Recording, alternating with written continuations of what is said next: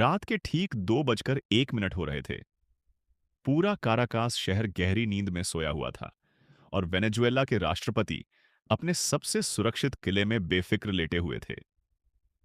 उन्हें रत्ती भर भी अंदाजा नहीं था कि आसमान का सीना चीरते हुए 150 से ज्यादा अमेरिकी लड़ाकू विमान और स्पेशल फोर्सेस के हेलीकॉप्टर सीधे उनके बेडरूम की तरफ बढ़ रहे हैं। फिर अगले 2 घंटे 28 मिनट में कुछ ऐसा हुआ जिसने पूरी दुनिया के होश उड़ा दिए।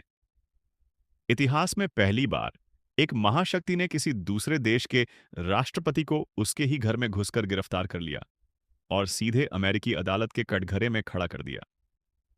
लेकिन इस खौफनाक ऑपरेशन की शुरुआत उस रात नहीं हुई थी। इसके पीछे छिपी थी सालों की गहरी रंजिश, अरबों डॉलर का नशीला कारोबार और एक ऐसा गुप्त प्लान जिसे दुनिया की सबसे बड़ी खुफिया एजेंसियां महीनों से तैयार कर रही थीं। बात साल 2025 की है, जब अमेरिका और वेनेजुएला के रिश्ते बेहद खतरनाक मोड़ पर पहुंच चुके थे।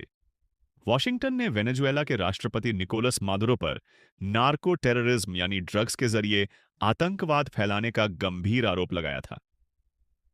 अमेरिकी एजेंसियों का दावा था कि मादुरो एक खूंखार ड्रग कार्टेल के मुखिया हैं, जो अमेरिका की सॉर्डी एचकों पर हजारों टन कोकीन पहुंचा रहा है। तनाव उस वक्त चरम पर पहुंच गया जब अमेरिका ने मादुरो की गिरफ्तारी पर पूरे 5 करोड़ डॉलर यानी करीब 400 करोड़ रुपए का इनाम घोषित कर दिया। काराबाही की बिसात बिछाई जा चुकी थी। कैरेबियन समुद्र में अमेरिकी युद्धपोत तैरने लगे थे।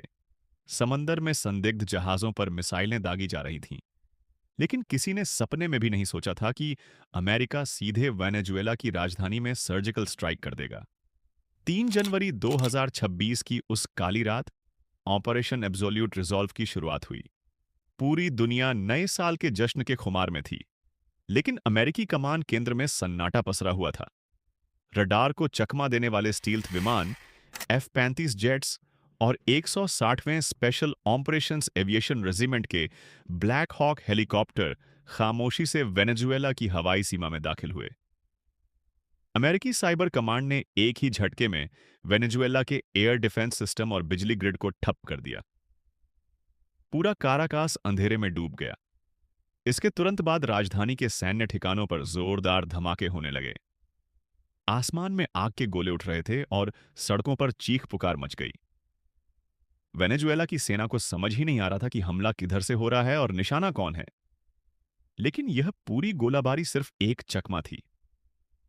असली खेल तो राष्ट्रपति भवन और मादुरो के गुप्त ठिकाने पर चल रहा था। बमबारी के शोर के बीच अमेरिकी सेना की सबसे घातक टुकड़ी डेल्टा फोर्स और सीआईए के एलीट एजेंट्स अंधेरे का फायदा उठाकर राष्ट्रपति के परिसर में दाखिल हुए। मादुरो के बॉडीगार्ड्स ने भारी गोलीबारी की। गोलियों की गूंज से पूरी इमारत दहल उठी। लेकिन अमेरिकी कमांडोज के पास अत्याधुनिक हथियार, नाइट विजन चश्मे और महल के चप्पे चप्पे का सटीक नक्शा था। एक एक कमरे को साफ करते हुए डेल्टा फोर्स की टीम सीधे मादुरो के सुरक्षा कवच को तोड़ती हुई उनके कमरे तक पहुंच गई। मादुरो और उनकी पत्नी सीलिया फ्लोरेस को संभलने तक का मौका नहीं मिला। कुछ ही मिनटों के भीतर वेनेजुएला के सबसे ताकतवर शख्स की कलाई में अमेरिकी हथकड़ियां छनछना चुकी थीं। उन्हें तुरंत हेलीकॉप्टर में लादकर समुद्र में तैनात अमेरिकी युद्धपोत यूएसएस इवो जीमा पर ले जाया गया। पूरी दुनिया जब सुबह सोकर उठी तो टीवी स्क्रीन पर एक ऐसी खबर चल रही थी जिस पर किसी को यकीन नहीं हो रहा था। वही राष्ट्रपति जो कुछ घंटे पहले एक देश का निर्विरोध शासक था, अब अमेरिकी सेना की हिरासत में न्यूयॉर्क की तरफ उड़ रहा था। महज 2 घंटे 24 मिनट में एक देश की सत्ता का तख्ता पलट हो चुका था और राष्ट्रपति को अगवा जैसी स्थिति में देश से बाहर ले जाया जा चुका था। 2 दिन बाद न्यूयॉर्क की फेडरल कोर्ट में जो नजारा था, उसने अंतर्राष्ट्रीय कानून के जानकारों को सन्न कर दिया। कभी भारी सुरक्षा गार्ड्स के साथ चलने वाले निकोलस मादुरो अब कैदियों के कपटी डीडीहों में जजों के सामने खड़े रहे थे। उन पर नार्को टेररिज्म, घातक हथियारों की तस्करी और अमेरिकी समाज में तबाही मचाने के संगीन आरोप दर्ज किए गए। हालांकि मादुरो ने खुद को बेगुनाह बताते हुए कहा कि वे युद्धबंदी हैं और अमेरिका ने उनके देश की संप्रभुता पर हमला किया है, लेकिन फैसला कोर्ट के कमरों से निकलकर इतिहास के पन्नों में दर्ज हो चुका था। वॉशिंगटन ने साफ कर दिया कि यह कोई जंग नहीं, बल्कि एक कानून प्रवर्तन कार्रवाई थी।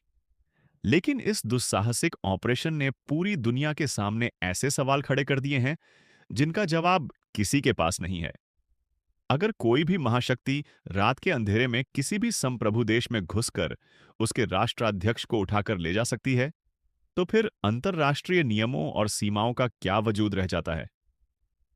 काराकास की सड़छाकों पर आज सन्नाटा है, लेकिन हवा में एक खौफनाक सवाल तैर रहा है कि क्या यह न्याय की जीत थी, या फिर आने वाले दौर की एक ऐसी परंपरा की शुरुआत जहां ताकत ही इकलौता कानून बन जाएगी।